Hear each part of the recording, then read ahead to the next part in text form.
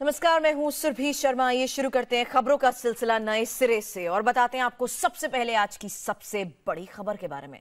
देश के लिए आज बेहद अहम दिन है। आज देश के 15वें राष्ट्रपति के लिए चुनाव है। रायसीना हिल्स की रेस में एनडीए उम्मीदवार रामनाथ कोविंद होंगे या विपक्ष की उम्मीदवार मीरा कुमार, इसका फैसला अब से कुछ घंटे बाद शुरू होगा। लेकिन आंकड़ों में एनडीए के उम्मीदवार रामनाथ कोविंद का पलड़ा भारी नजर आ रहा है। देश का अगला राष्ट्रपति कौन होगा, इस बात का फैसला सुबह 10 बजे से मतदान पेटी में बंद होना शुरू हो जाएगा। लेकिन उससे पहले हम आपको दिखाते हैं राष्ट्रपति चुनाव के लिए वोट कहां और कैसे पढ़ेंगे और इसमें कौन कौन हिस्सा लेगा।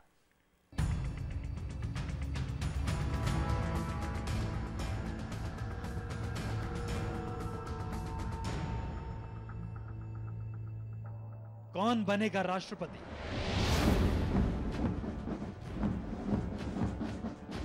किसके सिर सजेगा देश के 15वें राष्ट्रपति का ताज? कौन होगा इस ऐतिहासिक, सबसे प्रतिष्ठित, सम्मानित और गौरवशाली रायसीना हिल्स का अगला बाशिंदा? अब से कुछ देर बाद इस बात का फैसला मत पेटियों में बंद होना शुरू होगा।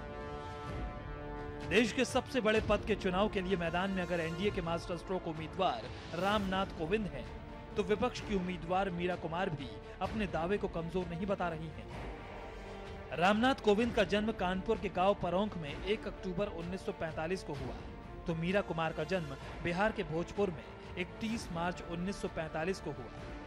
1975 में दिल्ली के हाईकोर्ट में वकालत शुरू करने वाले कोविंद 1977 में तत्कालीन पीएम मोरारजी देसाई के निजी सचिव बने, तो 1973 में इंडियन फॉरेन सर्विस ज्वाइन करने वाली Meera Kumar Spain, England, Mauritius में भारतीय उच्चायोग में काम किया। कोविंद 1990 से 2007 में 2 बार लोकसभा चुनाव लड़े, लेकिन दोनों बार हार मिली। लेकिन 1985 में पहली बार सांसद बनने वाली मीरा कुमार 5 बार सांसद रह चुकी हैं। कोविंद 2015 में बिहार के राज्यपाल बने, तो मीरा कुमार 2009 में लोकसभा की पहली महिला अध्यक्ष बनी।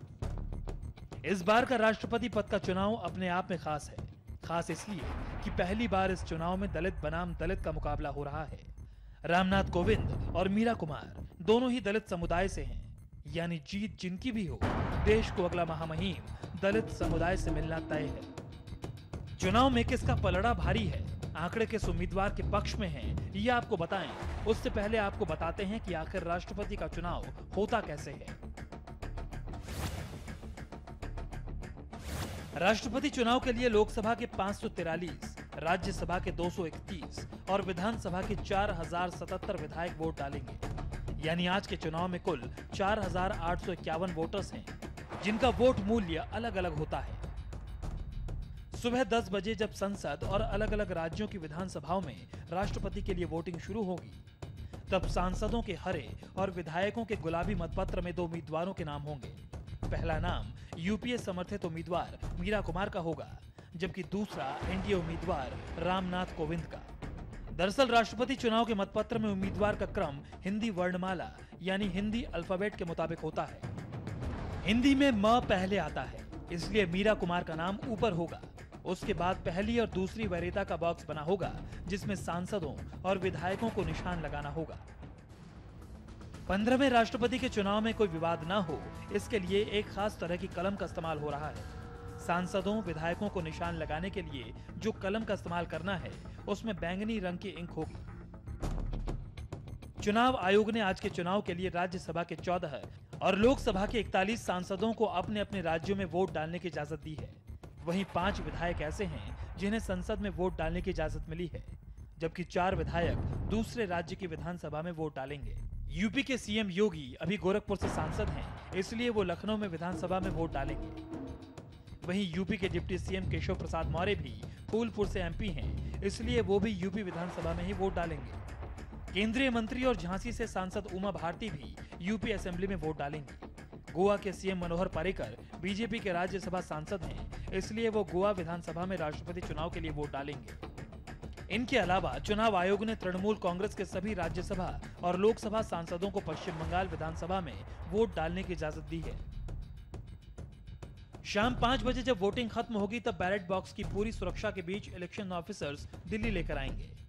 बैलेट बॉक्स दिल्ली लाने के लिए खास इंतजाम होगा। एक यात्री की तरह बैलेट बॉक्स के लिए हवाई जहाज का टिकट लिया जाएगा। उस राज्य के रिटर्निंग ऑफिसर और सुरक्षा के बीच हवाई जहाज की सीट पर रखकर बैलेट बॉक्स को दिल्ली लाया जाएगा। उम्मीदवार भले ही अलग हों, लेकिन राष्ट्रपति पद के लिए पीएम मोदी, कांग्रेस अध्यक्ष सोनिया गांधी और कांग्रेस उपाध्यक्ष राहुल गांधी संसद में एक ही टेबल पर रखी मतपेटी का इस्तेमाल करेंगे। तीनों यूपी से सांसद हैं और राष्ट्रपति चुनाव के लिए बैलेट पेपर से लेकर तमाम प्रक्रियाएं टेबल नंबर 6 पर ही पूरी की जाएंगी।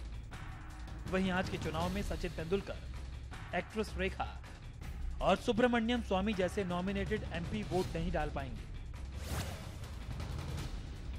आज के चुनाव में एनडीए उम्मीदवार रामनाथ कोविंद का महामहिम बनना तय है। राष्ट्रपति चुनाव में कुल वोट 10,98,903 है, जिनमें 62% वोटर्स का समर्थन रामनाथ कोविंद के साथ है। यूपी उम्मीदवार मीरा कुमार के पास 34% समर्थन है। राष्ट्रपति चुनाव में अभी 4% वोट किसे मिलेगा ये तय नहीं है।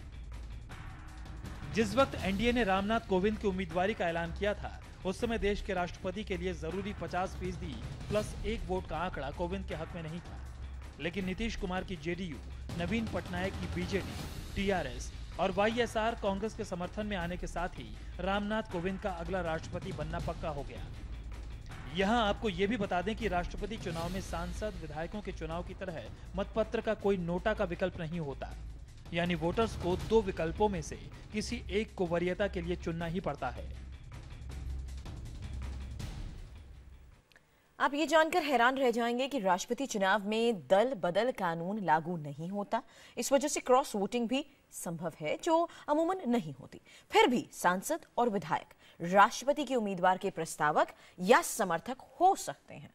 सांसदों और विधायकों के समर्थन से कई लोग राष्ट्रपति चुनाव लड़ चुके हैं, भले ही उनकी जमानत जब्त हो गई हो।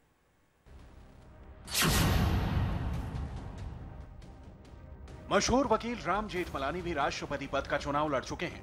1992 के राष्ट्रपति चुनाव में राम जेठमलानी ने डॉक्टर शंकर दयाल शर्मा के खिलाफ चुनाव लड़ा। उस समय चुनाव के लिए 10 प्रस्तावक और 10 समर्थक सांसद और विधायकों की जरूरत होती थी। इसी तरह 1992 के चुनाव में धरती पकड़ भी 20 प्रस्तावक और समर्थक के साथ मैदान में आ गए। जेठमलानी और धरती पकड़ की जमानत जब्त हो गई। विपक्ष के उम्मीदवार जीसी स्वेल को हराकर शंकर दयाल शर्मा राष्ट्रपति बने। राष्ट्रपति चुनाव में नॉन सीरियस उम्मीदवारों को देखते हुए और 1992 के चुनाव से सबक लेते हुए चुनाव आयोग ने प्रस्तावक और समर्थकों की संख्या 1997 में बदल दी। 1997 के राष्ट्रपति चुनाव में किसी उम्मीदवार को 50 प्रस्तावक और 50 समर्थक की जरूरत होती है, जो आज तक लागू है। यही वजह है कि 1997 के बाद से राष्ट्रपति चुनाव में 2 के अलावा तीसरा उम्मीदवार मैदान में नहीं रहा। राष्ट्रपति चुनाव के लिए मतदान सीक्रेट बैलेट से होता है, यानी गुप्त मतदान होता है। राष्ट्रपति चुनाव में भी उम्मीद की जाती है कि सांसद और विधायक पार्टी व्हिप का पालन करते हुए अपने उम्मीदवार को वोट दें, लेकिन राष्ट्रपति चुनाव में एमपी एमएलए व्हिप के खिलाफ भी वोट दे सकते हैं। क्योंकि इसमें दल बदल विरोधी कानून लागू नहीं होता, इसलिए किसी उम्मीदवार को पार्टी का समर्थन पक्का नहीं होता और इसी वजह से राष्ट्रपति के उम्मीदवार अपनी उम्मीदवारी घोषित होने के बाद अलग अलग राज्यों का दौरा भी करते हैं। क्या आप जानते हैं कि राष्ट्रपति चुनाव में अब तक किसे सबसे ज्यादा वोट मिले? क्या आप जानते हैं कि राष्ट्रपति की कुर्सी पर पहुंचने से पहले कितने लोग देश के उपराष्ट्रपति रह चुके हैं? क्या आप जानते हैं कि राष्ट्रपति भवन पर पहुंचने वाले पहले दलित नेता कौन थे? आप जानकर हैरान रह जाएंगे कि भारतीय लोकतंत्र में मजदूर, किसान और गरीब घर का बेटा भी देश की सबसे ताकतवर कुर्सी तक पहुंच सकता है, पहुंच चुका है। देश के पहले राष्ट्रपति डॉक्टर राजेंद्र प्रसाद महामहिम के पद पर 2 बार बैठने वाले इकलौते राष्ट्रपति थे। वो 1952 और 1957 के चुनाव में राष्ट्रपति चुने गए। 1957 का चुनाव इसलिए सबसे खास है क्योंकि राष्ट्रपति पद के लिए राजेंद्र प्रसाद को 99% वोट मिले, जो आज तक का रिकॉर्ड है। सर्वपल्ली राधाकृष्णन को 98%, के.आर. नारायणन को 95%, एपीजे अब्दुल कलाम को 90% वोट मिले। इसी तरह वीवी गिरी पहले राष्ट्रपति थे जो पहले कार्यकारी फिर निर्वाचित राष्ट्रपति चुने गए।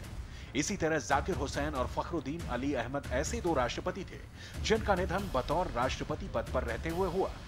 देश में अब तक दलित समुदाय से आने वाले के.आर. नारायणन राष्ट्रपति पद पर पहुंचे। इस बार चाहे रामनाथ कोविंद या फिर मीरा कुमार राष्ट्रपति बने, ये दूसरी बार होगा जब राष्ट्रपति की कुर्सी पर कोई दलित समुदाय का व्यक्ति पहुंचेगा।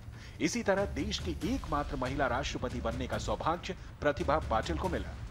नीलम संजीव रेड्डी पहले राष्ट्रपति थे जो किसी प्रदेश यानी आंध्र प्रदेश के मुख्यमंत्री भी बने थे। साथ ही वो इकलौते राष्ट्रपति थे जिन्होंने लोकसभा अध्यक्ष की भी जिम्मेदारी संभाली थी।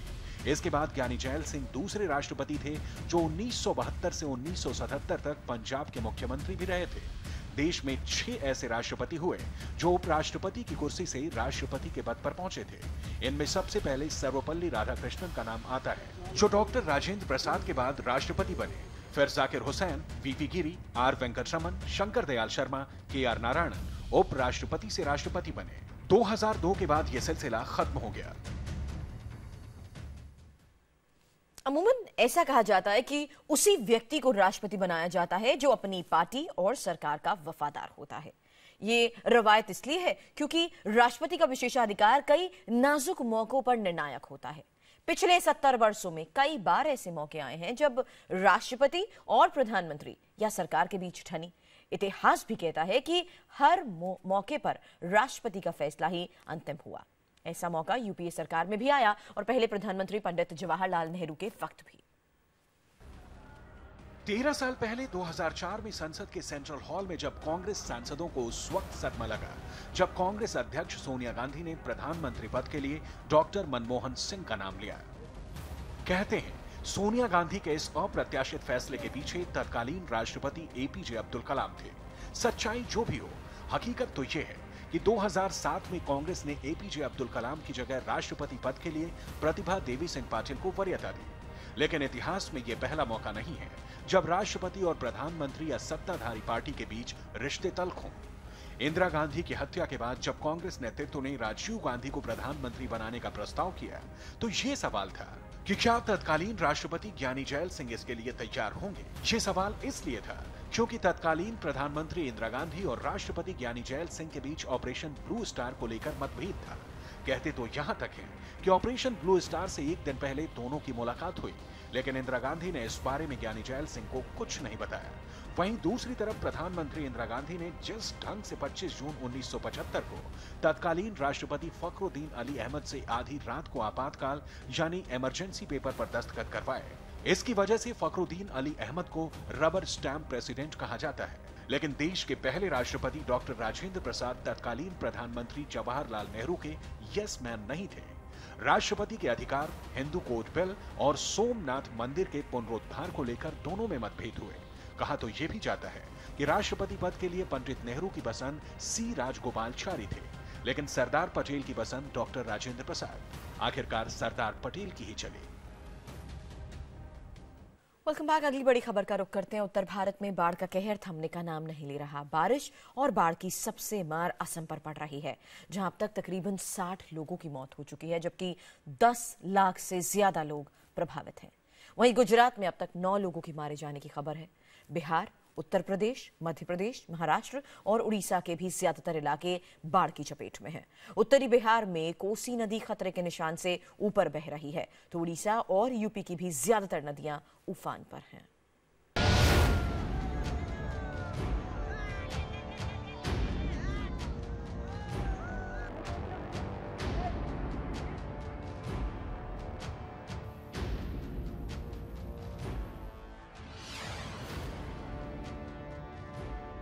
पानी के वेग और बाढ़ के विनाशकारी रूप की दिल दहला देने वाली तस्वीर है ये। बारिश से नदी का जलस्तर बढ़ा तो किनारों की मिट्टी नदी के पानी में समाती चली गई। मिट्टी कटी तो बिल्डिंग की नींव हिल गई और बिल्डिंग ने जमीन का साथ छोड़कर पानी का दामन थाम लिया।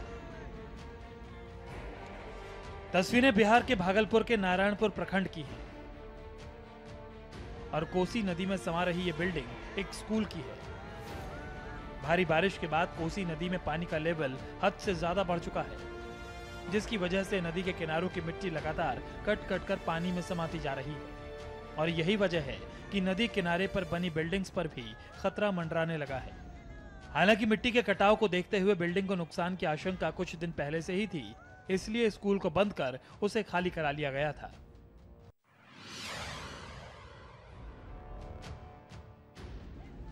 जिंदगी और मौत के बीच की ये जंग रोंगटे खड़े करने वाली है। तस्वीरें नवी मुंबई के पनवेल की अमरौली गांव की है। उफंती लहरों के बीच एक शख्स चट्टानों के सहारे खड़ा है। उसके चारों तरफ पानी ही पानी है और शख्स को पानी के विकराल रूप से बचाने की जद्दोजहद हो रही है। लोगों का कहना है कि हर साल बारिश के बाद अमरौली गांव के बीच की नहर समंदर में तब्दील हो जाती है और गांव का शहर से संपर्क कट जाता है। और ऐसे वक्त में नहर के रास्ते गुजरना कुछ इसी तरह जान पर भारी पड़ता है। दरअसल अजय सिंह नाम का यह शख्स भी काम से लौटकर अपने घर जाने की जल्दी में था और उसने घर जाने के लिए नदी के रास्ते को चुना और नदी के तेज बहाव में बहता चला गया। गनीमत रही कि बहाव के रास्ते अजय नाम के शख्स को चट्टान का सहारा मिल गया, नहीं तो हादसा और भी भयानक हो सकता था।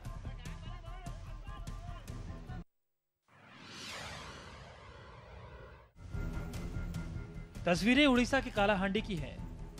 बाढ़ और बारिश ने पूरे राज्य को खतरे के निशान तक पहुंचा दिया है। नदियों में बहने वाला पानी सैलाब की शक्ल में गलियों और घरों में घुस चुका है। जिले में लगातार बारिश होने के चलते आई बाढ़ से रेलवे ओवरब्रिज समेत कई पुल बह गए और इसके अलावा बाढ़ के कारण कई प्रमुख सड़कें भी क्षतिग्रस्त हुई हैं। लोगों की सुरक्षा के लिए ओडिशा सरकार ने रविवार को सेना और वायुसेना की मदद मांगी और केंद्र सरकार से राहत और बचाव कार्यों में तेजी लाने के लिए 4 हेलीकॉप्टर उपलब्ध कराने का आग्रह किया। अधिकारियों के साथ आपात बैठक करने के बाद मुख्यमंत्री नवीन पटनायक ने कहा कि लगातार बारिश होने से नागाबली और कल्याणी नदियों का जलस्तर बढ़ गया है और रायगढ़ जिले में कल्याण सिंहपुर प्रखंड और कालाहांडी जिले के कई जगहों पर बाढ़ जैसे हालात हैं। कल्याण सिंहपुर प्रखंड में वायुसेना के हेलीकॉप्टर इस्तेमाल किए जाएंगे, जहां लोग डूबे हुए घरों की छतों पर फंसे हुए हैं।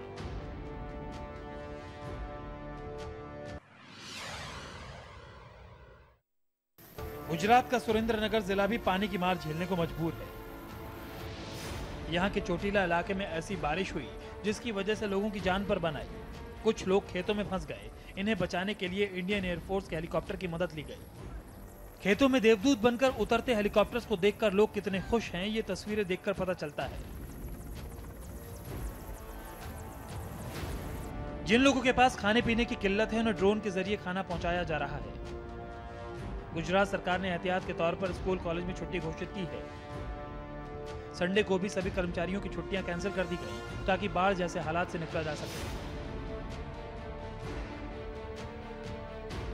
सुरेंद्रनगर में शनिवार को लोगों की मदद के लिए प्रशासन ने सबसे पहले ड्रोन की मदद ली थी। लगातार बारिश होने की वजह से खेतों के बीच कुछ लोग फंस गए थे। अंधेरा होने की वजह से उन तक पहुंचना मुश्किल हो रहा था। तब प्रशासन ने ड्रोन मंगवाया। खाना और टॉर्च इस ड्रोन में बांधा गया और फिर ड्रोन के सहारे उन तक मदद पहुंचाई गई। एक बस्ती में फंसे लोगों तक भी प्रशासन ने ड्रोन की मदद से खाना, मोबाइल और टॉर्च पहुंचाया था।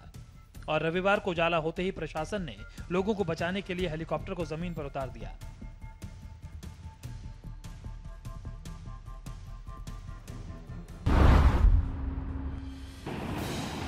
भारी बारिश के बाद एमपी के खरगोन में नदी नाले उफान पर हैं। गोगावा बिलखेड़ मार्ग पर खोड़ी नदी उफान पर आने से पुलिया के दोनों छोर पर लोगों की भीड़ लग गई। पुल के डूबने से सैकड़ों लोग घंटों फंसे रहे। पुलिया पर बाढ़ का पानी करीब 6 फीट ऊपर बह रहा था। लोग दोपहर से रात तक बाढ़ उतरने का इंतजार करते रहे।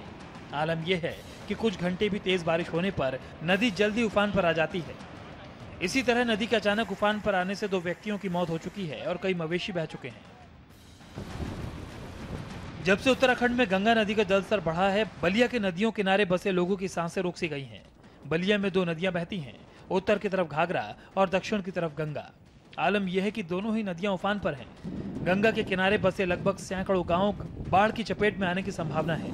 ऐसे में लोग अपना घर बार छोड़कर जाने के लिए मजबूर हो चुके हैं। नदियों की तेज धार किनारों को अपने साथ बहा ले जाने पर उतारू है। मिट्टी के कटाव को रोकने के लिए पत्थर और रेत की बोरियों का सहारा लिया जा रहा है। लोगों का कहना है कि बलिया में बाढ़ की समस्या नई नहीं है। बीते 2-3 सालों में दर्जनों गांवों को बाढ़ का पानी लील चुका है।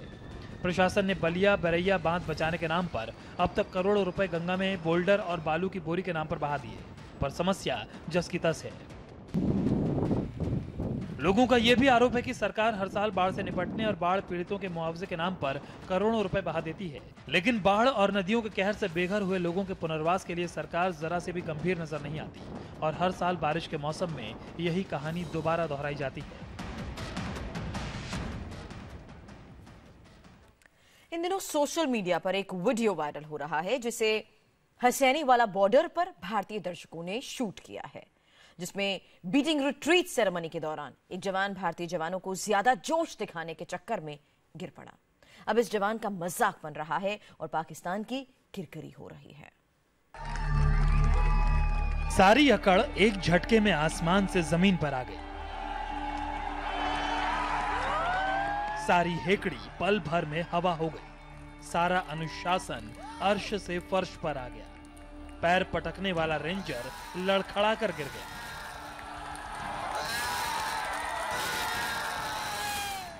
पाकिस्तानी रेंजर ने सोचा था सरहद पर हजारों लोगों के सामने शक्ति और सौंदर्य को ऐसा जोड़ेंगे अपने कदम ताल से कि तालियां गूंजेंगी, लेकिन ठसक दिखाने के चक्कर में सीटियां बजने लग गईं, ठहाके गूंजने लग गए। फिरोजपुर के हुसैनी वाला बॉर्डर पर बीटिंग रिट्रीट का वक्त हो रहा था। जोश से भरे भारत और पाकिस्तान के सैनिक सरहद पर मौजूद थे। उत्साही जनता थी, तालियों का शोर था। देशभक्ति के लहरों पर सवार होकर एक तरफ बीएसएफ के सिपाही थे तो दूसरी ओर थे पाकिस्तानी रेंजर।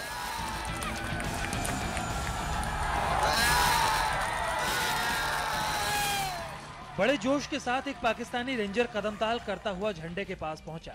सलामी ठोकता हुआ अपने वतन की तरफ मुड़ता है, लेकिन जोश और जुनून से भरा ये जवान चारों खाने चित हो गया। जज्बात जिस्म के संतुलन पर भारी पड़ गया। दिखावे के चक्कर में पाकिस्तानी रेंजर पस्त हो गया।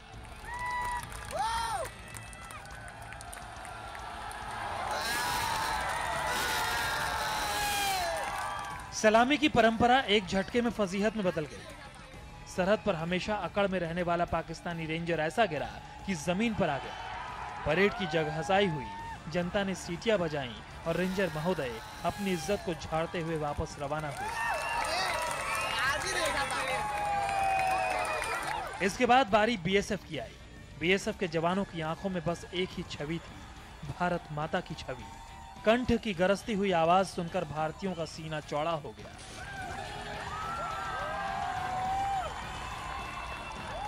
ये दो तस्वीरें हैं, दोनों बीटिंग रिट्रीट समारोह की, एक वाघा बॉर्डर और दूसरी फिरोजपुर के हुसैनी वाला बॉर्डर की। इस समारोह को देखने के लिए हजारों की भीड़ उमड़ती है, लेकिन हुसैनी वाला में अकड़ दिखाने के चक्कर में जग हंसाई हो गई पाकिस्तान की। ऐसा गिरा कि जमीन पर आ गया। परेड की जग हंसाई हुई, जनता ने सीटियां बजाई और रेंजर महोदय अपनी इज्जत को झाड़ते हुए वापस रवाना हुए।